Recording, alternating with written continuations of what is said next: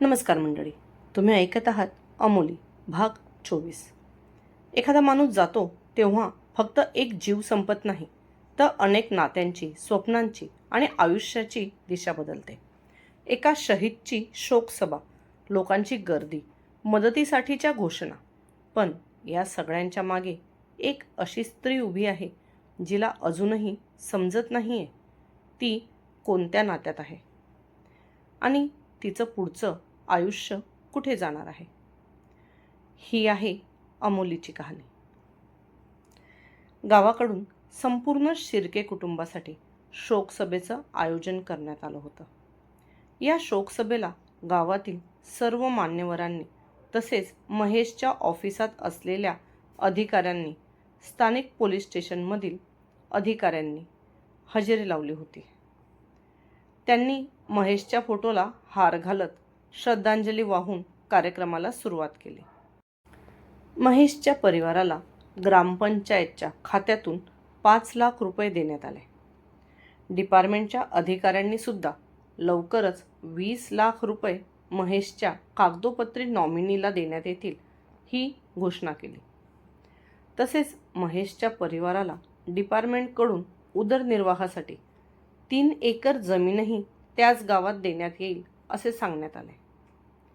कार्यक्रम संपल्यावर संपूर्ण शिर्के परिवार घरी आला. प्रत्येक जण कोणाशी काहीही न बोलता आपापल्या खोलीत निघून गेले. काही पाहुणे मंडळी अजूनही तिथे मुक्कामाला होतीच. ते सुद्धा इकडे तिकडे जागा बघत आडवे होण्याच्या तयारीला लागले. अमुबाळ, आम्हाला आज निघावं लागेल. तर मग म्हणजे तुझ्या बाबांना जास्त सुट्या नाहीत आणि छोटीसुद्धा माझ्यासोबत इथेच थांबल्यामुळे त्यांच्या जेवणाची अडचण होत आहे. अमोली बेडवर शून्यात नजर लावून बसली होती. तेव्हा तिच्या आईने हळूच तिच्या खांद्यावर हात ठेवून तिला सांगितलं, होय चालेल, निघा तुम्ही. तुम्ही दोघी होत्या म्हणून मला तुमची खूप मदत झाली. तिने सुद्धा तिच्या आईला शांतपणे उत्तर दिलं.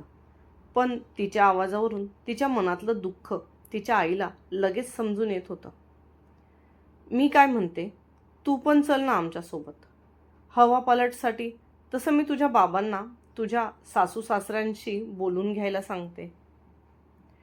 आई, मामांजी आत्ताच दवाखान्यातून आले आहेत. त्यांच्या औषध पाणीचं पण सगळं वेळेवर बघावं लागेल. सध्या आत्यांची तब्येत तर तू बघतेच आहे. त्यांना त्यांचंच काही कळत नाही. तर मग अशा अवस्थेत मामांजींकडे कोण लक्ष ठेवेल? तिला सारखं भरून येत होतं. पण ती तिच्या डोळ्यातलं पाणी डोळ्यातच थोपवत तिच्या आईला समजावत म्हणाली, बेटा, ते सगळं जरी बरोबर असलं तरी ही रीतच आहे. अशा वेळेस तुला वेस ओलांडण्यासाठी कोणाच्या तरी घरी जावंच लागणार. मग तू काही दिवस आपल्याच घरी का येत नाही? आपल्या घरी आल्याने तुला सुद्धा थोडं मोकळं वाटेल. आणि तिथे छोटी आहेच तुझ्यासोबत, त्यामुळे. तिची आई स्वतःच थोडं संकोचून म्हणाली, कारण यावेळेस कोणत्या गोष्टीला प्राधान्य द्यावं हे तिच्या आईला सुद्धा समजत नव्हतं. ठीक आहे आई, तू बाबांना विचारून घ्यायला सांग. मी सुद्धा बघते, जर थांबणाऱ्या पाहुण्यांमधलं कोणाला त्या औषधीचं समजणार असेल तर. जर त्यांचं पथ्यपाणी व्यवस्थित होणार असेल तर मग मला जायला काहीच हरकत नाही. तिने होकार दिला. तसं तिच्या आईने तिच्या बाबांना तिच्या सासू सासऱ्यांना विचारायला लावले. आम्ही अमोलीला काही दिवस आमच्यासोबत घरी घेऊन जायचं म्हणत होतो. सगळ्यांचा आराम झाला तसे एक एक जण लिव्हिंग रूममध्ये येऊन बसले. त्यावेळेस अमोलीचे सासरेही तिथे खुर्चीवरच बसले होते. त्यांच्याकडे बघत तिच्या वडिलांनी हळूच विषय काढला. थोडे दिवस कशाला? तुम्ही तिला तुमच्यासोबत घेऊन गेले तरी चालेल. अमोलीच्या मामे सासू तिच्या सासूजवळ बसत तिच्या बाबांना म्हणाल्या. तिची सासू तर एवढी गळून गेली होती की कोणाला काही उत्तर देण्याच्या तयारीतच नव्हती. म्हणजे मी समजलो नाही, तुम्हाला काय म्हणायचे ते? म्हणजे काय? आमचा एवढा तरुण मुलगा गेला तरी तुमच्या लेकीच्या डोळ्याला काही धार लागली नाही. मग तिचा इथे काय काम? आमच्या नणंदबाई आम्हाला काही जड नाही. आम्ही आहोत त्यांचं सगळं करायला, त्या म्हणाल्या. तसं अमोली गोंधळून त्यांच्याकडे बघू लागली. अहो बाई, काय बोलतात तुम्ही? जसा तुमचा मुलगा गेला तसं तिचं पण सौभाग्य गेलं. माझी मुलगी तर संसार सुरू होण्यापूर्वीच विधवा झाली. तुम्ही बोलण्यापूर्वी आजूबाजूला बसलेल्या लोकांचा तर मनाचा विचार करायचा. तिची आई पटकन पुढे होत थोडी रागातच म्हणाली. माफ करा गिरीशराव, त्यांच्या बोलण्याचं मनावर घेऊ नका. तुम्हाला अमोलीला जेवढे दिवस तुमच्याकडे घेऊन जायचं असेल तेवढे दिवस घेऊन जा. आमची काहीच ना नाही. सध्या परिस्थितीच माझ्या हातात नाही म्हटल्यावर मी कोणालाच काही म्हणू शकत नाही.